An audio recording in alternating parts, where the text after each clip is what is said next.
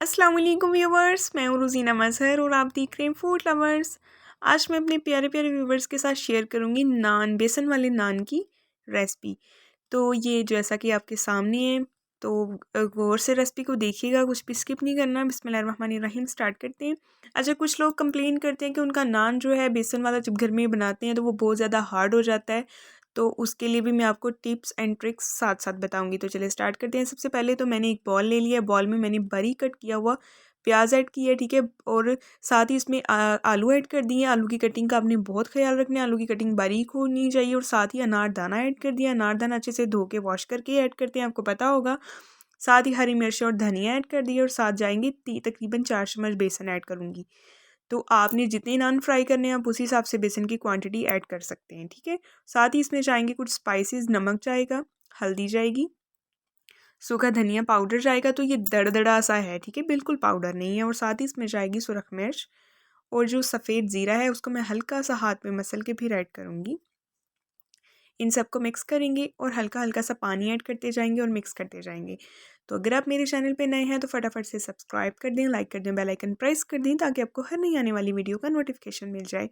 तो ये देखिए पानी ऐड करती जा रही हूँ और मैं इसको मिक्स करती जा रही हूँ, ठीक है। अच्छा, अगर तो आप को नान जो है वो हार्ड चाहिए, ठीक है, हार्ड फ्राई करना है, तो आप जो इसका मटेरियल तैयार कर रहे हैं वो थोड़ा सा आप उसको थिक रखेंगे, यानी कि मिक्सचर जो तैयार किया बेसन का वो थिक होगा, ठीक है। अगर आप नान को सॉफ्ट बनाना चाहते हैं तो मिक्सचर थोड़ा सा पतला रखिएगा। तो नान जो है इसकी मैंने दोनों साइडों पे पानी लगा लिया है ताकि जो मिक्सचर है वो अच्छे से इसके ऊपर चिपक जाए, ठीक है। तो मैंने मिक्सचर जो है वो ना ज़्यादा हार्ड रखा है और ना ज़्यादा सॉफ्ट रखा है। तो मुझे मुनासिब सा नॉर्मल सा नान चाहिए। आपको अगर हार्ड चाहिए तो आप फिर से बता रही हूँ कि मिक्सचर हार्ड रखें, यानी कि मिक्सचर में पानी ज़रा कम ऐड करें, थोड़ा सा थिक रखें इस पेस्ट को। और अगर आपको नान सॉफ्ट चाहिए, बाज़ार के जैसा सॉफ्ट चाहिए, तो आप उसको थोड़ा सा पतला कर लें।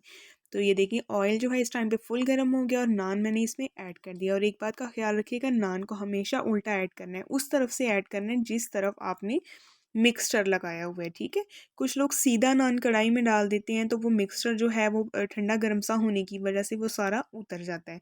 अच्छा, एक बात का और ख़्याल रखिएगा, अगर मिक्सचर थोड़ा बहुत उतर भी जाए तो परेशान नहीं होना, क्योंकि जो एक्स्ट्रा मिक्सचर होता है, जैसा कि अभी आपको आलू थोड़े बहुत नज़र आ रहे होंगे, अगर ये उतर भी गए हैं तो कोई ऐसा ख़ास मसला नहीं है।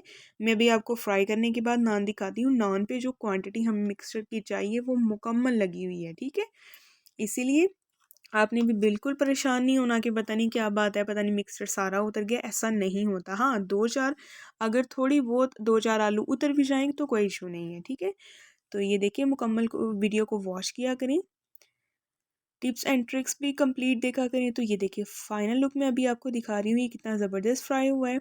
और मैं इसको 2 हिस्सों में कट करके आपको दिखा रही हूँ कि ये कितनी अच्छे से पका हुआ है, ठीक है। तकरीबन हम इसको जो है 5 से 7 मिनट जो है वो हम इसको पकाएंगे, ठीक है। और याद रखिएगा, नान की जो उल्टी साइड है, नीचे वाली साइड, यानी कि उसको हमने सिर्फ 1 मिनट से ज़्यादा उस तरफ से नहीं पकाना, वरना नान बहुत ज़्यादा हार्ड हो जाएगा, ठीक है।